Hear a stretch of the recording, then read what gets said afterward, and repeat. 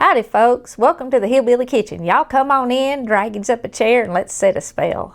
Today we're going to be making my granny's tater soup. Now, tater soup has been complicated greatly over the years, and I'm not quite sure why. Tater soup's also called root soup. It's because you can make it out of the stuff that you have stored in your root cellar in the wintertime. What I have here is what you're going to need for half a batch. I've already got half of it on the stove cooking so that it'll kind of simplify the editing process.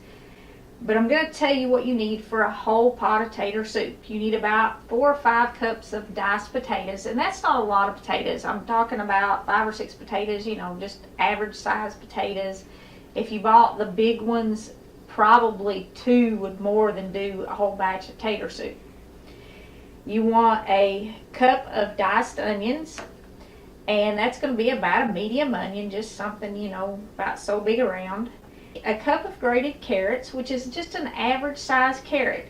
Now the carrot in the soup is going to give it, it's going to make it sweeter, and it's going to add a little color to it, and it adds a lot of flavor to it too. And you need a half stick of butter, 4 tablespoons, and like I said, I've already got half of it in there. You're going to need 2 cups of milk and 2 cups of water. Now when I'm making soup and stuff, I always use filtered water. If you're on city water, if you're making something, cooking something that's going to keep the water in it like soup, if you filter the water, you really will notice a difference in the flavor. All those chemicals that are in city water totally changes the taste of your food. You can use any milk in this recipe. This is a good recipe, especially if you're making it in the wintertime. Maybe you're running low on fresh ingredients because you've been snowed in or something. But this is one of those really good recipes to put powdered milk in, or you can use some evaporated milk, or you know, some shelf-stable milk. You can also put half and half or even heavy cream in this to make it richer. And in whole batch, you're going to use about half a teaspoon of pepper and a teaspoon of salt. Now you can adjust that to taste, but it doesn't have any broth or anything like that in it, and it doesn't have anything else in it. This is basic potato soup. Now, of course, you can dress it up with all kinds of stuff. But to start, we're going to take our onions and our butter over, and we're going to brown those first. What you want to do is you want to turn your pan on about medium or so, and add your butter and your onions, and you can dump them in there at the same time. And you want to let that cook until the onions start to get tender and they start to brown a little bit. That's going to put more flavor in your soup, and it's, of course, you want the onions tender. You don't want crisp onions in your tater soup. The flavor's not as good and the texture's not as good. I'm going to save my salt and my pepper until my soup is almost done cooking. When I add my milk at the very end, I'm going to add my salt and my pepper. And that does a few things. Mainly what that does is that makes your salt have more flavor without having to add more salt. Like a lot of spices, as it's cooked, salt loses its flavor. If you use hot peppers and things like that, you know, the longer they're cooked, the more flavor they use. Well, salt's the same way. But now you can add a lot of stuff to potato soup. You can certainly add meat to it. Some diced ham, and it's really good. You can add all kinds of cheese to it. You can add cheese without any meat. Most of my kids like it with cheese added to it. You can add crumbled up bacon to it. You can even fry your bacon and then add your onions and your bacon grease and use that for the fat in your soup, and then crumble your bacon up in your finished soup. But the basic potato soup doesn't have any kind of meat in it. It was one of those get you through hard times, the dead of winter recipes, when there was nothing left to eat. You would go to the root cellar and take out your onions and your potatoes and your carrot, and you could make a pot of potato soup. And my granny would make this in the winter time with a pan of cornbread or a pan of biscuits, and that would be dinner. Okay, it only takes maybe 4 or 5 minutes for your onions to start browning, but you do want to cook them to the point where they start to brown just a little bit. Watch your butter and make sure it doesn't burn, because that will change the flavor of your tater soup too, and not in a good way. But you do want to cook it long enough for it to get that kind of just a golden, slight golden brown color. And we're almost there. Okay, my onions are starting to get soft now, and my butter is turning a real nice kind of yellow color here. So at this point, we're going to dump in our carrots and dump in our taters.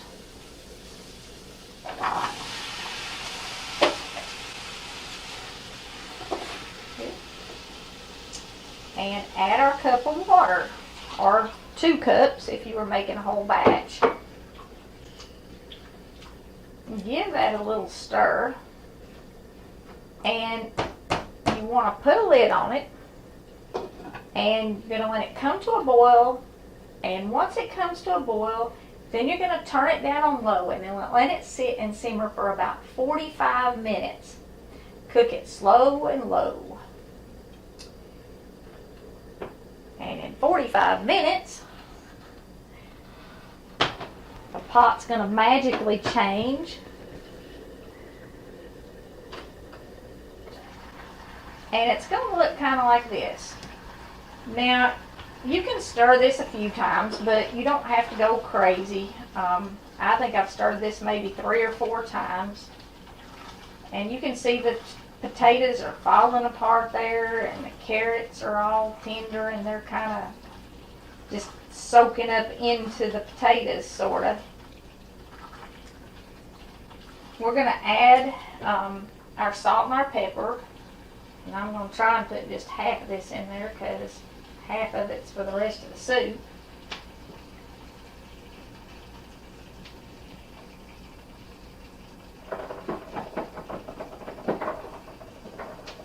And we're going to add our milk. Now, another thing folks tend to do with tater soup that complicates it is they come up with all these ways to thicken it. Now, you can add cornstarch to your milk, or you can add a little flour to your milk. You can even use the boxed potato flakes like you would get for instant mashed potatoes to thicken it. If it's not thick enough, once you stir your milk in and heat it up to the point where it's boiling, it's really, really simple to thicken tater soup. All you do is mash it just a little bit. Now, you don't want to mash up all of it, because you're not making runny mashed potatoes. But my granny would take a tater masher and just go down in it maybe once or twice to thicken it up, or even take a fork and mash some of it, or whatever she was stirring it with. But it's really simple. You just mash up enough until it gets to the thickness that you want it. This spoon's working just fine. I don't need to get a fork or a tater masher or anything. And it's literally that simple to thicken your tater soup. You don't need to add anything else to it.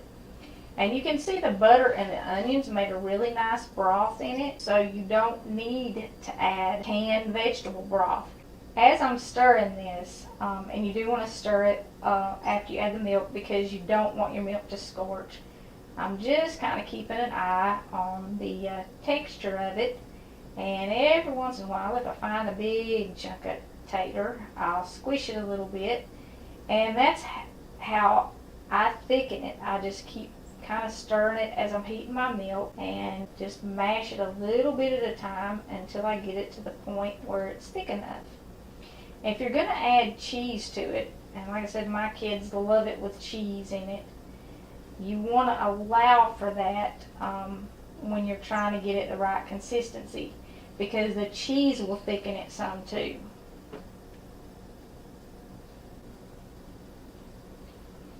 Okay, my soup is starting to bubble just a little bit again, which means my milk is good and hot. The consistency of the soup looks really good now. I've busted up enough of the potatoes in it that it's plenty thick enough. I mean, you don't want to have to eat it with a knife and a fork. And I've still got plenty of chunks of tater in there, some little bitty pieces of carrot. Now, you can also add a lot of different spices to this if you like. Dill weed is good, chives are good. You could add some parsley maybe. You can add fresh spices to it if you have them. Dried spices were more available in the wintertime since it is a winter dish. And sometimes I'll spice it up. I'll add spices so it kind of has like a ranch flavor to it. That's good. We can cut this off. But sometime this winter, give this basic recipe a try. Maybe without all the extra stuff added into it. For me, the basic stuff really, it's better sometimes, because sometimes you're just not always in the mood for all the extra stuff. But like I said, it's really easy to dress it up. Add some meat to it, diced ham, crushed bacon, add cheese, sour cream, more spices, and it totally changes it. But if you have the basic recipe to start with, then you have all those other things that you can work with and change it into a totally different soup.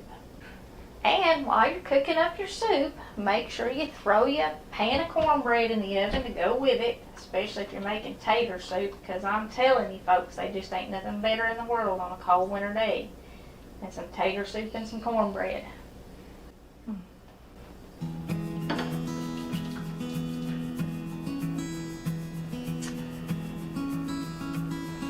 Okay, we're going to be making creamy chicken soup. This is Alex's absolute favorite soup, and it is guaranteed to warm up the coldest, gloomiest winter day. This soup is really, really tasty, and it'll fill you up. It makes a great dinner or a great lunch. So let's get started. Now, I started this from scratch, and I used the 3 whole chicken breasts like I did in the how to make chicken and broth for recipes. And that's what I have right here. This is my broth. I didn't even take it out of my pot, and I've got my chicken deboned. I've taken the skin off and discarded that, and I've chunked it up a little bit. Now, you don't need to cut it up too small, because as you cook it with the vegetables, it's going to continue to bust up and get in smaller pieces. But you do want to slice it up, because you don't want real long strings of chicken in your soup. That just doesn't taste good. It's okay if it busts up and it's smaller pieces, that's fine, that's going to happen. But if you need to shortcut it, this is about 1.5 pounds of cooked chicken, and you want at least 4 cups of broth. Now, I'm just going to dump my chicken back in my broth, because that's the first step there. Like I said, this is 3 whole chicken breasts. I think it was about 4 pounds of raw chicken, and it gave me about 1.5 pounds. Once I cooked it and cleaned it up, cut it up. You're going to want about 1 pound of raw carrots and 1 pound of raw potatoes.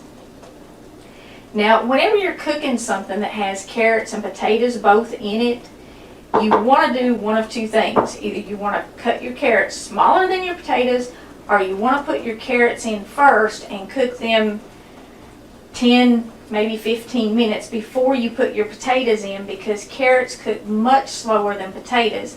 And when you're trying to get it done, your potatoes are going to turn into mush, and your carrots are still going to be crunchy.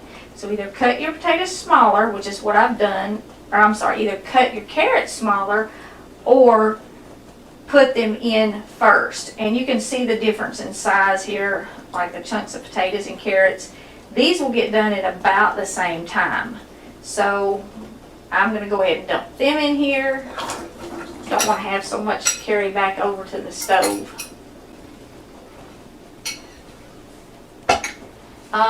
If you have new potatoes and they have really thin skins on them, you can leave the skins on your potatoes when you make this soup. It won't hurt anything. But my potatoes weren't super fresh, so I went ahead and peeled them. And it doesn't matter what kind of carrots you're using this. They had the baby carrots on sale, so that's what I got. Now, this is the basic soup, and we're going to season it with salt and pepper and onion powder. Now, to make it creamy, you need a cup of milk and 3 tablespoons of flour. If you want a gluten-free version of this, all you need to do is substitute the flour for about 1.5 tablespoons of cornstarch. It's really simple, not a big deal. It'll make it about the same way. If you don't have flour, you can use about 1.5 tablespoons of cornstarch. In fact, in any recipe that uses flour to thicken it, and if you want the gluten-free variety, just use about half as much cornstarch as you would use flour, and it works the same way. And you also need 8 ounces of cream cheese. So I'm going to take this back over to the stove. Now this is all to taste. You could chop up an onion, dice it, and put it in here if you wanted to. I just prefer the onion powder in soup, especially if I'm doing some kind of creamy soup. And I know this has the chunks of chicken and the chunks of vegetables and stuff in it, but I still prefer the onion powder in it. But if you want to dice up an onion, that's fine. And I'm probably going to put about 1 tablespoon of onion powder in it, because that's really going to give it a lot of flavor. And you're not going to need as much salt if you have the onion powder in to flavor it. Also, if you're using canned broth, to save some time, you probably won't use any salt. Or if you do, you won't use very much. But the potatoes and the carrots are going to take a little bit of salt. So just give that a little bit of a stir. Put the lid on it. Leave it on medium heat until it at least comes to a boil. If it's trying to boil over or your lid's bouncing around too much, you can turn it down a little once it starts to boil. Let it simmer on low until your vegetables are tender. Okay, I've got a pot here that I've had cooking for about 30 minutes, maybe a little bit longer. And you can check your vegetables just with a fork. If the fork goes in them really, really easy, they're done. The potatoes may even split if you stab them with a fork like that. But you can tell they're done just by stabbing them with a fork. You do want the vegetables tender in this, but you want to try not to cook it until they're completely turned to mush. Okay, now to thicken it, remember, you never add flour or cornstarch to hot liquid. If you dump the flour right in the pot, it's just going to make a lumpy mess and it's going to be awful. So add your flour to your milk or your cornstarch, whichever one you're using, and just mix it up a little bit. You do not want to add this to your hot soup until you get those lumps out. Okay, that looks pretty good. I've got some teeny tiny lumps, but they'll be alright, because when I pour this in here, it's actually going to cool it down a little bit. It's not going to be quite boiling. So I'm going to add it all real quick.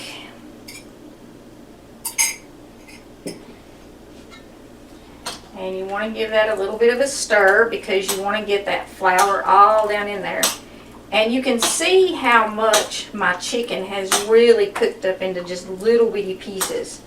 And there's not really any huge chunks left in there. And then we're going to go ahead and add our cream cheese. You can cut it up in a few pieces, or you can put it in there in one big chunk. Cream cheese melts pretty easy.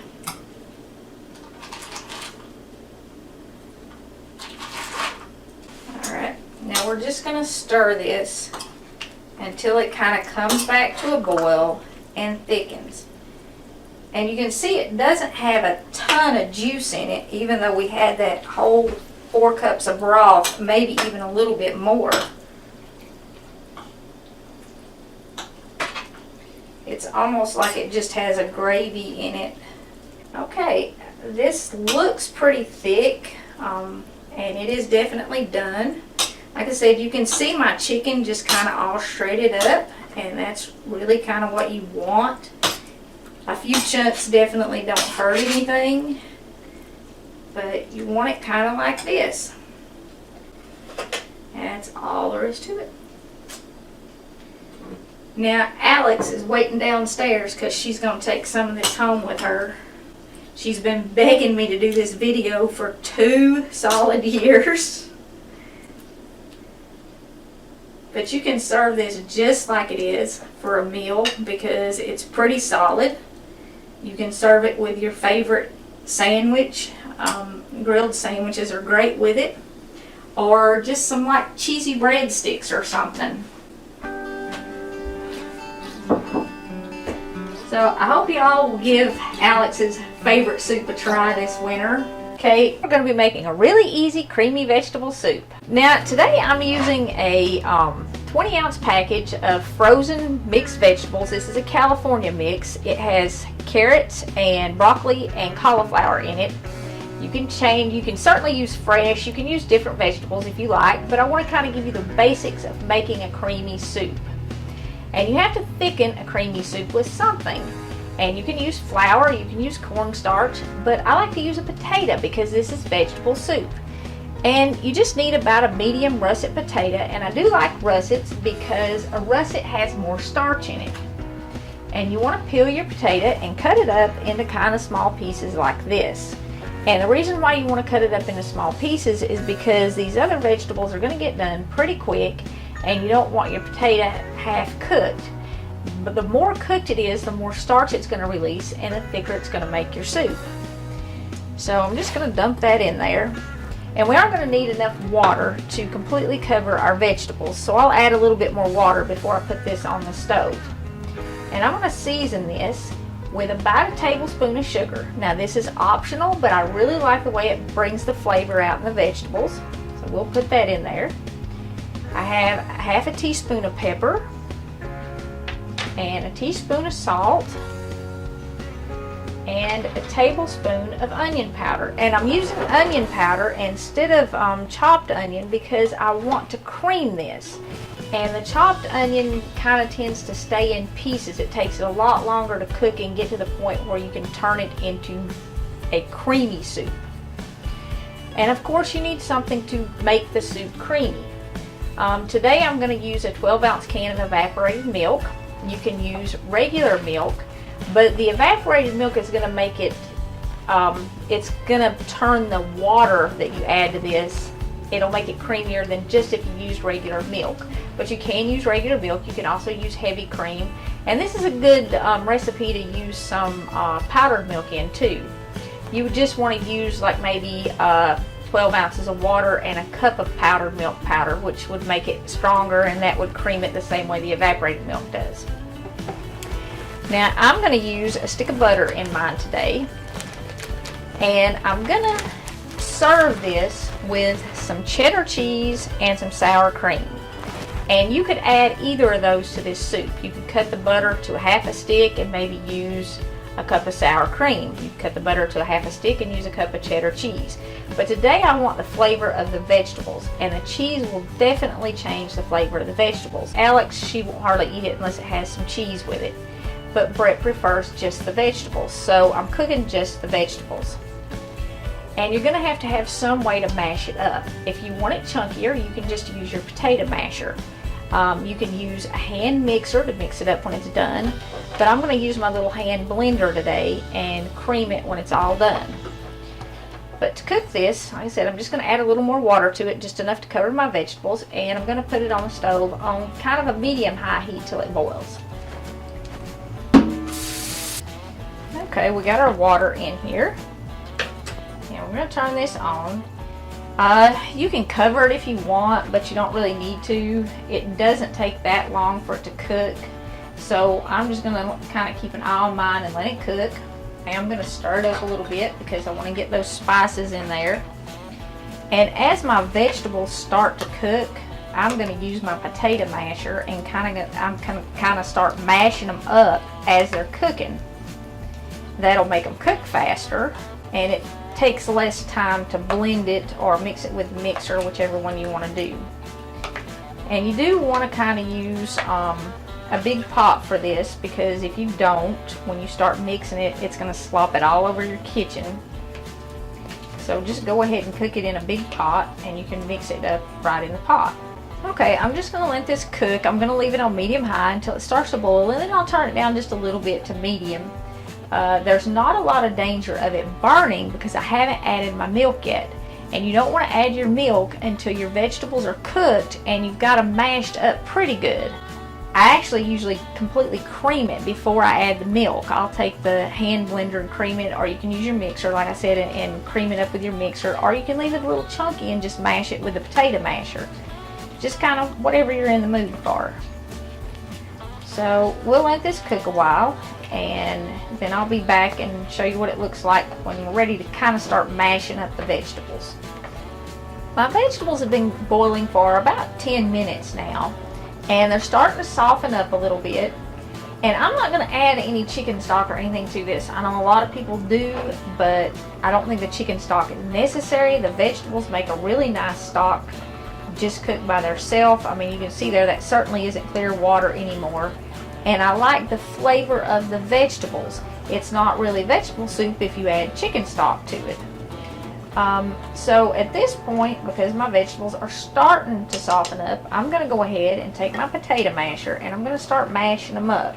That'll speed up the cooking, and if you're making soup in the summertime, you know, you don't want to have the stove on any longer than you have to. If you're doing it in the winter, though, I suppose you could let it sit here and simmer a while. If you have too much water, you can also just let it sit and simmer a while longer, and it'll boil that water off and reduce down and make a much richer, thicker soup.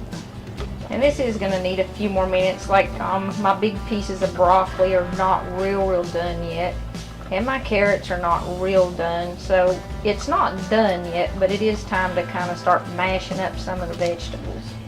I've mashed my vegetables up pretty good with my potato masher now, but I've still got some pretty good sized chunks of that broccoli in there.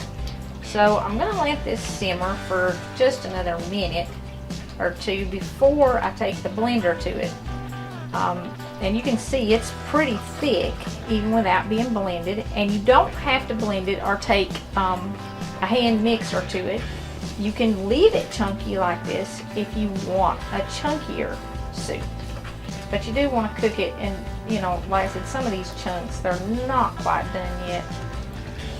And this was frozen vegetables. If I made this out of fresh vegetables, all the broccoli stems I would peel, and that keeps you from getting those big chunks in it anyway.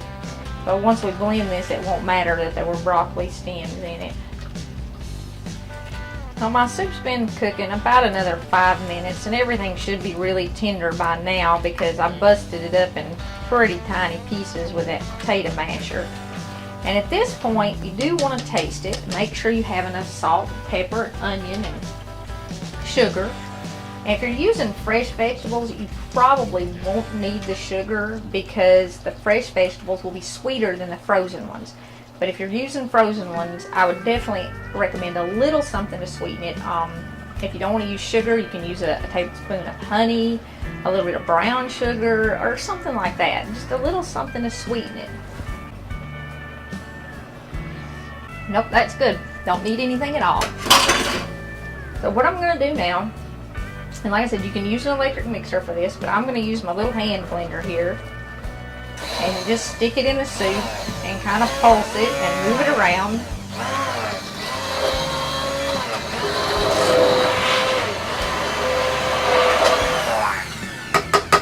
Okay. I have completely pureed the soup now, and like I said, you don't have to puree it. If you don't want to, you can just mash your vegetables, but it's really thick now and it's starting to pop. So let's get this milk in here. And remember, I said you wanted a bigger pot than what you needed. Well, that's partly because it will pop once you get it pureed and it thickens up. And you have to get the milk in pretty quick once you get it pureed, or it'll make a mess all over your kitchen. And we're just going to stir this. Now, you do want to stir it now, but we're going to stir it until it comes back to a boil, but just barely to a boil, because you don't need to cook that milk. You just want to get it hot enough to melt your cheese if you're putting cheese on it. Okay, we got it just about back to a boil now, so that's plenty hot enough. And if you wanted to put the sour cream or the cheese in your soup when you cooked it, you would add it at the same time that you added the milk.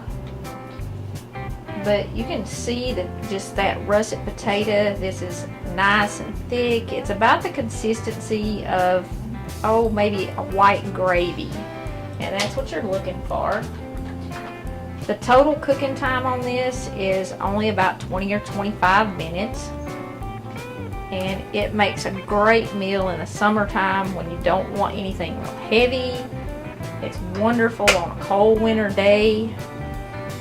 Maybe serve it with a salad or sandwich, some breadsticks, or I like it just by itself.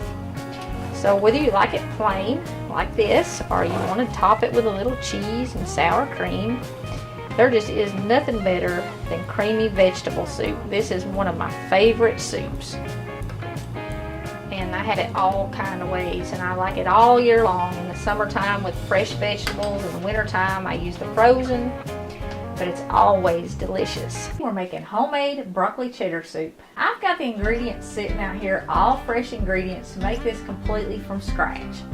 But don't panic over all these ingredients, because when we get started, I'm going to give you some substitutions, maybe some things you can do to make it a little easier and not have so much prep work. But what I have here are 2 heads of fresh broccoli.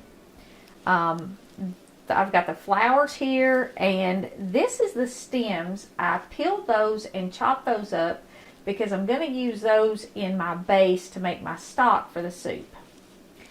I've also got a stalk of celery that I chopped up fine, and a medium onion that I chopped up fine, 1 carrot that I shredded, and that, along with the broccoli stem, that's going to make my vegetable stock for my base. I've got about ½ teaspoon of pepper, a teaspoon of salt, and you're going to want to adjust that to taste, 2 tablespoons of cornstarch.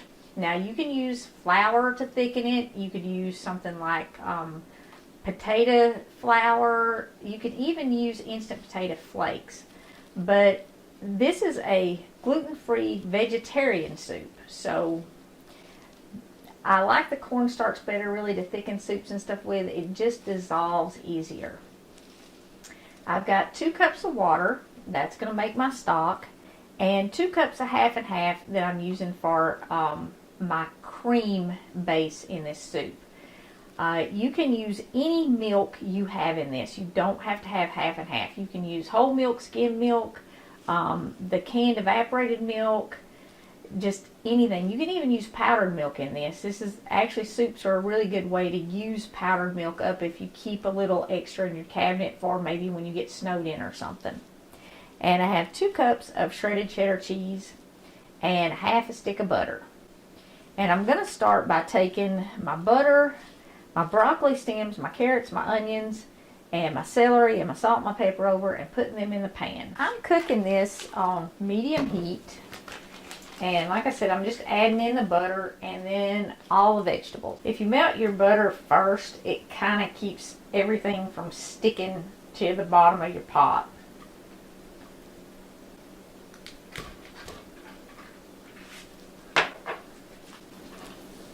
Got my onions and then my celery. And you can add this in whatever order. This is my broccoli stems. If you use broccoli stems in yours, you do want to peel the stems. I know we've all bought that really cheap frozen broccoli that has the big woody stems in it. The center of the stem of broccoli is really tender and it has a lot of flavor in it. You just have to peel the outside off before you chop it up. And that's what I did. And my broccoli was actually broccoli flowers. I mean, it just, or broccoli crowns. It just had the top and a little bit of stem. But it still had enough that once I peeled it, I had a little to go in this so that I would have some broccoli flavor in my stock. I'm also going to go ahead and put my carrots in there and my salt and my pepper. And like I said, you're going to want to adjust this a little bit. And you can wait until the very end to add any salt. That way you need less salt in the whole dish. But I'm going to add a little in here now. And I'll taste it at the end and add a little more if it needs it. Once you get your vegetables and your butter and your salt and pepper in your pot, go ahead and put a lid on it. And I want to cook it like that until the vegetables start to get tender and some of the flavor kind of has a chance to mesh with my butter that I put in there. And while that's cooking, these pieces of broccoli here are a little bit big to go in the soup. So you want to cut these up a little bit smaller or break them up a little bit smaller. I usually just break mine. You don't want pieces quite that big. I mean, you couldn't even get that in a spoon. And you can cut it up really small if you want to. You could even take an immersion blender and cream this soup. Okay, it's only going to take, I don't know, maybe 5 or 6 minutes for your onions and celery and broccoli stems and stuff to start to soften up.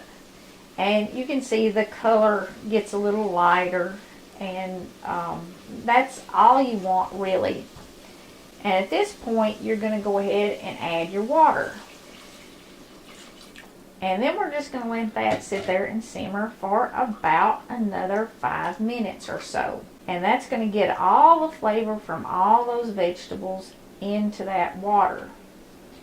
And you can see it's already a really rich looking yellow color even before it simmers. And I said when I started this that I would go over some stuff you could do to make this recipe faster. Instead of making this vegetable stock, you can buy vegetable stock and add to it. You could even use chicken stock or something like that. I really don't like adding any canned stock to my homemade soup. To me, that kind of defeats the purpose of making homemade soup. I think if you put canned broth in your homemade soup, it kind of isn't homemade anymore. It certainly isn't fresh anymore. When I'm in a hurry or when I don't have the celery and the onions and the carrots and all that stuff, or I don't have time to cut it all, I use dried spices and just add extra dried spices into my soup when I'm making it. I'll use onion powder, maybe a little garlic powder. You can use dried diced onions or garlic, anything like that, to get that flavor in your soup rather than going with those canned broths. And something else to keep in mind, if you're using fresh broccoli, that broccoli is going to be cooking in there, and all vegetable broth is just the water that vegetables have been cooked in. So if you're starting out with fresh broccoli, you don't need quite so much extra. I did it just to show all the stuff you can put in there. Pretty much anything I put in here you can leave out. Something else, if you're making homemade soup and you're used to canned soup or even the stuff that comes in jars in stores that's more expensive, you're probably going to want to add a little bit of sugar to it, because all of those soups have added sugar, and most restaurant soups also have added sugar in them. So it's not going to taste quite right to you if you don't add a little bit of sugar. You don't need a whole lot, and you're going to add it about like you do your salt. Start with just like a teaspoon and taste it. The carrot in this is going to add a little bit of sweetness, which is plenty enough for me, but I'm feeding other people, and I know that Brett is not going to like this unless it has just a little bit of added sugar in it. Now, I'm not even going to add it to the whole pot. I'm going to sprinkle it at the end like you would add extra salt on the table. And that way there will be less sugar per serving in his, and I don't have any sugar in mine.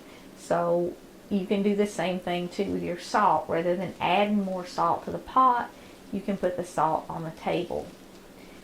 But like I said, everything we've done up to this point, you can almost totally skip this step and just use your dried spices and stuff and go ahead and dump your broccoli in your water and start cooking it.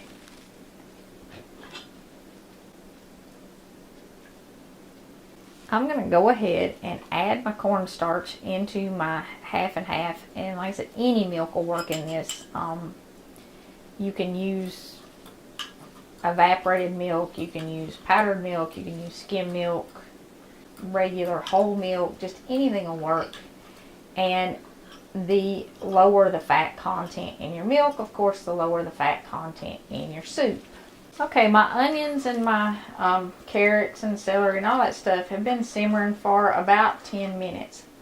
Now, if you don't want any of those pieces of vegetables in your broccoli soup, you can strain this and then add the liquid back into the pot before you put the broccoli in. But I think it just adds to it, and not only that, you would be throwing away an awful lot of food if you strained all that out. It puts just a tiny bit of extra color in the finished soup. And you can see here about what size I've broken my broccoli up into. You can do it however you like it. If you want much larger pieces or much smaller pieces, that's entirely up to you. And I do wait to add this until all the other stuff is pretty tender, because I don't want to cook the broccoli so much that it just completely disappears in the soup. I want to have some pieces left in it. You can even take an immersion blender or something and blend it up so that it's a creamy soup.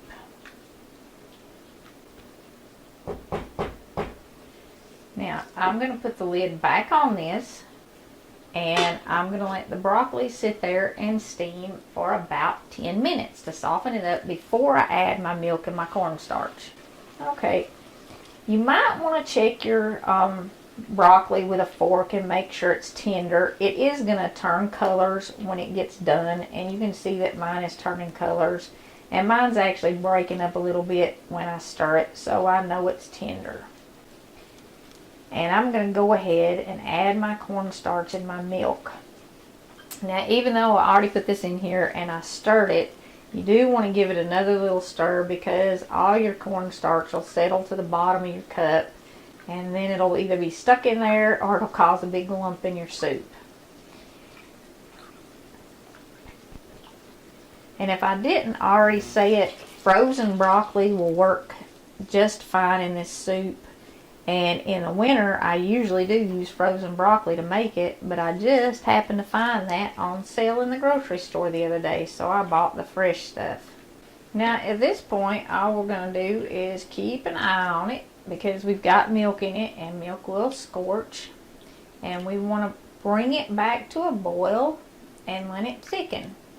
You know, stuff like cooking soup from scratch, it takes a little bit of time, and it is a little bit of effort, but it is definitely worth it. Even if you don't make this completely from scratch every time you make it, it's something you should do occasionally, because it's absolutely delicious and it is such a treat. And the only thing you really need with this to make a meal is some kind of bread, and any kind of bread will work.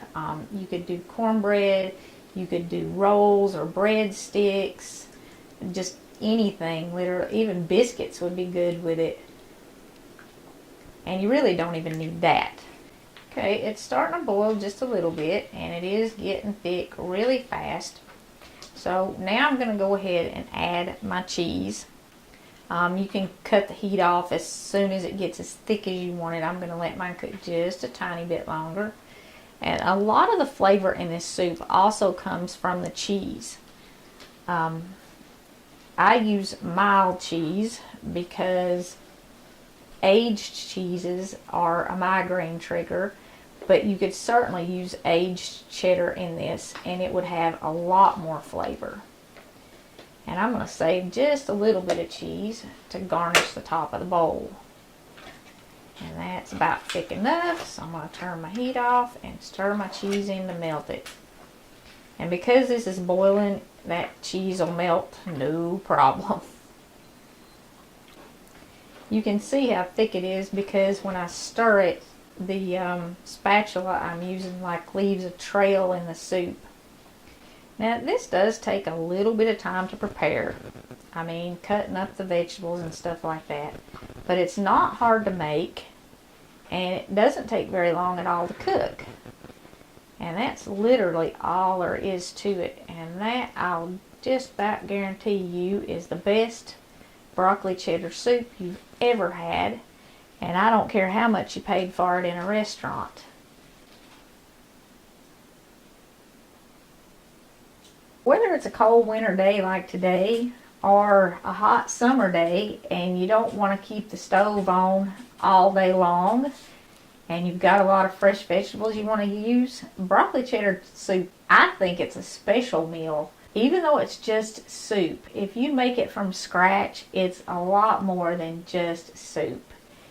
It has so much flavor, you're just not going to believe it. It is absolutely delicious. And like I said, you add a little bread with it and it's going to fill up anybody, even the hungriest man. Now we're making a creamy corn soup or corn chowder. Now the basic things you need for this are corn, onion, potatoes, and milk. You can also add chicken stock to this if you want to, but when I'm making vegetable soups like corn chowder or any other vegetable soup, I like to keep it a vegetable soup. But if you like the flavor of chicken stock and you've got it, you can certainly add it. You could also drop a bouillon cube in there or a little bit of the better than bouillon soup bases. Just, you know, it's your soup. You make it the way you want it. Now, what I'm using is I've got a couple medium potatoes here diced up, and I have a can of, a bag of frozen corn, like a 12-ounce bag. You can use canned corn if you want to. I have a medium onion I've diced up, a couple of tablespoons of butter, and I grated a carrot and a stalk of celery. And I'm going to use this to make a vegetable base, a broth, for my soup base. But like I said, if you want to use the canned broth, the chicken or the canned vegetable broth, you can do that. You could also maybe add a bell pepper into this. You can add some garlic into it. Kind of whatever you got or whatever flavors that you like. I've got it on kind of a medium-low heat. And I'm going to get my butter melted because I want my vegetables to cook, not burn and stick to the bottom of my pan. At this point though, if you do get a little bit of sticking when you're sauteing these vegetables together, just as long as they don't burn, it will actually add a little flavor into your vegetable broth.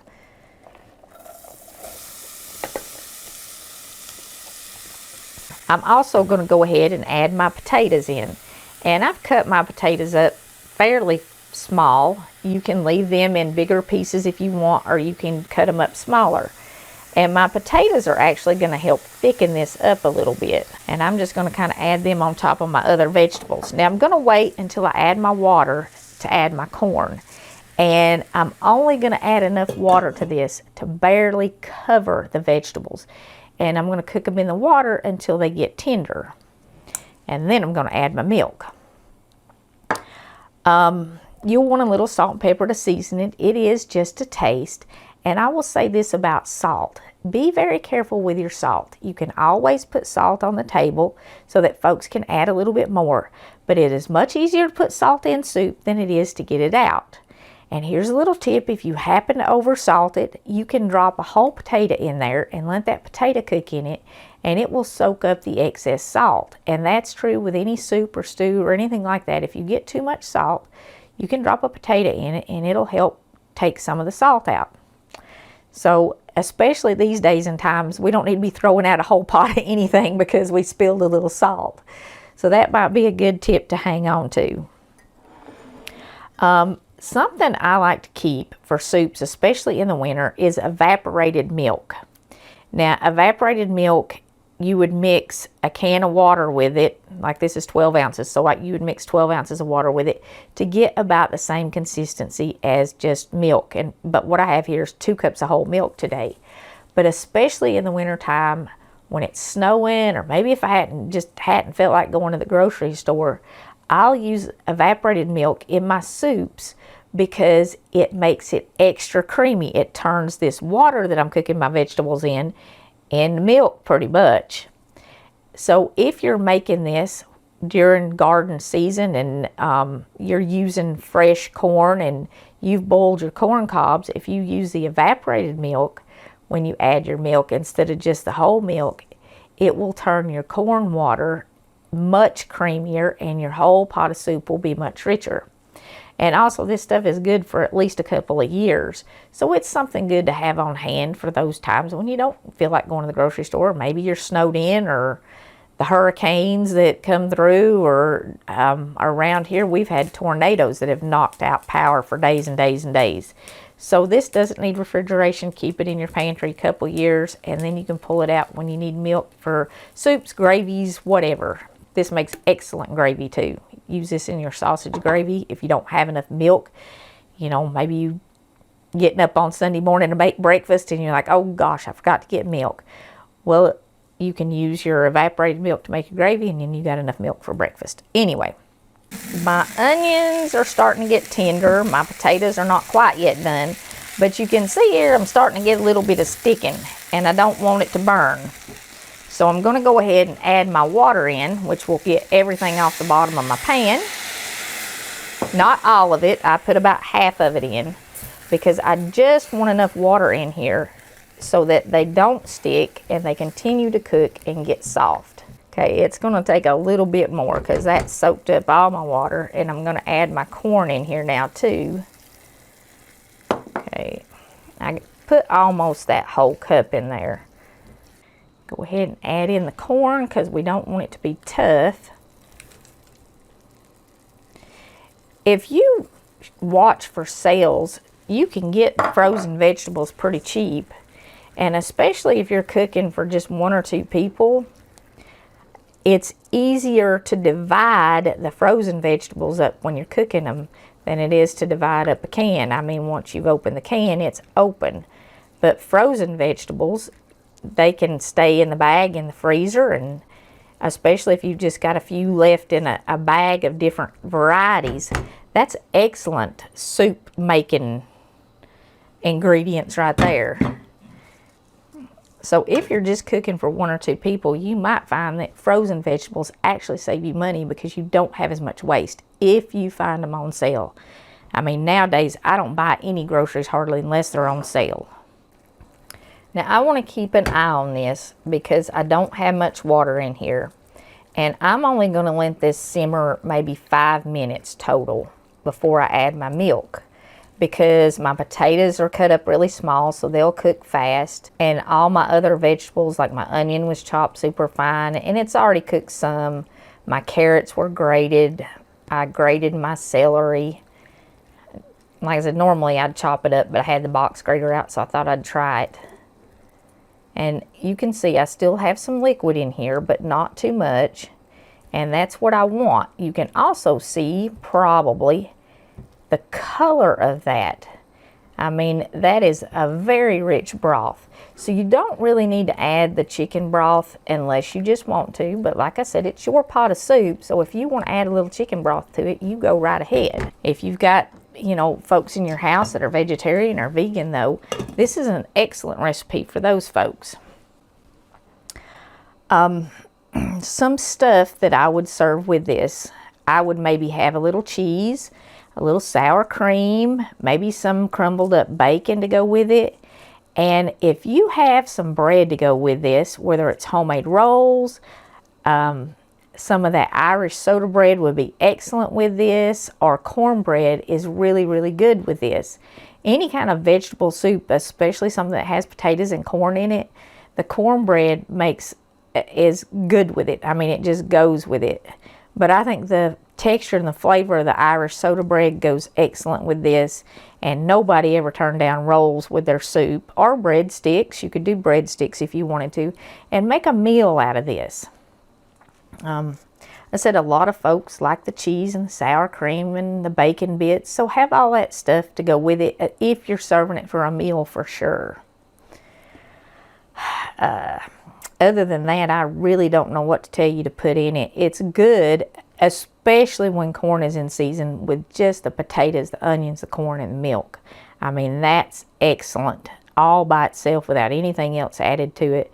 But when we don't have the fresh corn and the flavor of the fresh corn, you got to kind of help the soup out a little bit. I mean, it's January 7th. There ain't a stalk of corn anywhere inside around here right now. So We're putting some extra stuff in there to make it more flavorful. You can also season it a little bit spicy too if you want to. If you like hot stuff, serve a little hot sauce on the side with your bacon and your sour cream and your cheese. Spice it up. While we're waiting, I want to share Proverbs 27:17 with you. Iron shapeth iron, as a man shapeth the countenance of his friends.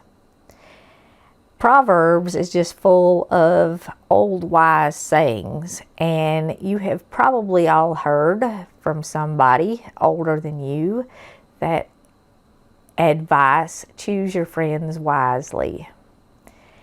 And that is certainly important for your success, for your emotional and mental well-being, even your physical well-being. You should choose friends who will lift you up, friends who will share the Lord with you. You all need a friend who is like Vanessa and says, more of you and less of me, Lord. And if your friends are not lifting you up, if they're not encouraging you, if they are especially leading you into some path that's going to get you into trouble, a new year might be a good time to find some new friends. But even more than friends, if you're looking for that person to spend the rest of your life with, that one special person, that choosing someone who is going to shape your countenance in a positive way, in a good way, shape your countenance and strengthen your walk with the Lord is more important in that one person you're going to share the rest of your life with than in all the rest of your friends. The divorce rate in this country is just out of control, and I guess worldwide it's out of control. So when you're looking for that one person to spend the rest of your life with, make sure that's somebody that's shaping you into a shape that you want to be. Make sure it's somebody that's improving your countenance, somebody that somebody that puts you in a good mood, somebody that is positive and light and loving. It should not be somebody that you feel bad after you see them. So choose your friends wisely, but definitely choose your mate wisely. Okay, I'm sure these taters are tender by now. Like I said, I cut them pretty small. Oh yeah, they're breaking up good now. That's what I want. All right, before I add my milk, I'm going to give it a stir. And then I'm going to take this gadget over here that's for, I think some places call this a tater masher. I've never really used it to mash taters, but it's great for making soup. I like my mashed taters a little bit creamier. And what this is going to do is it's going to bust the taters up. It's going to bust up some of the corn. And it's going to get that in our soup broth. It's going to thicken it. So when we add the milk, we're not going to need to add anything else to thicken it because we've got the starch and the corn and the potatoes. And we've busted some of them up. So that's going to make our broth thick and creamy. And like I said, we're not going to need to add any flour or any cornstarch or anything to it. And it also makes the soup a little easier to eat. Now, if you like super big chunks of taters in yours, you might not want to do this. Or you might not want to do it that much. You could still do it some to get some of that starch in there, but you don't have to do it as much as I did it. Okay, now I'm going to add my milk and kind of bring it back to a boil.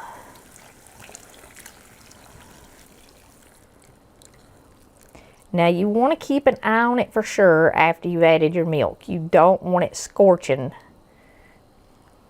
because you've cut up vegetables and you've simmered them, and sure don't want it scorching now.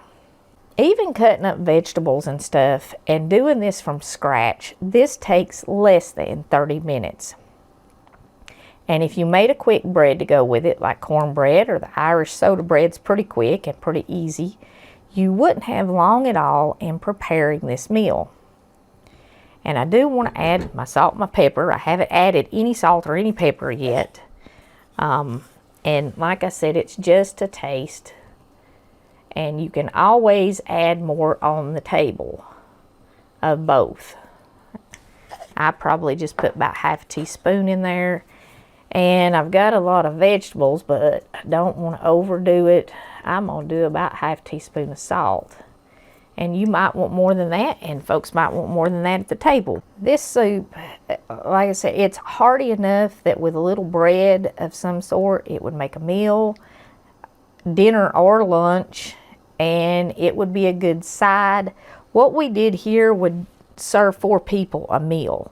If you were doing it as a side at a big dinner, you could get probably 8 cups out of it, maybe even more than that. Because normally when you serve a cup of soup with dinner, you don't serve a whole cup. So, you know, a meal, 4 people. If you're making it for more people than that, just double the recipe. It's pretty easy to add more to it. The only thing left to do is just let this heat back up. Make sure that milk is hot. Now, the longer you simmer it, the thicker it will get. It will tend to thicken up more as it simmers. Sometimes I let it sit here and simmer on real low heat, which I can't really do real low heat on this stove. It doesn't do real low heat. It'll go out. But if I was cooking it on my stove back here, I might let it simmer for 4 or 5 more minutes just to really get the flavors in the milk good. But you want to at least heat it back to a boil so it's hot. Nobody likes cold soup.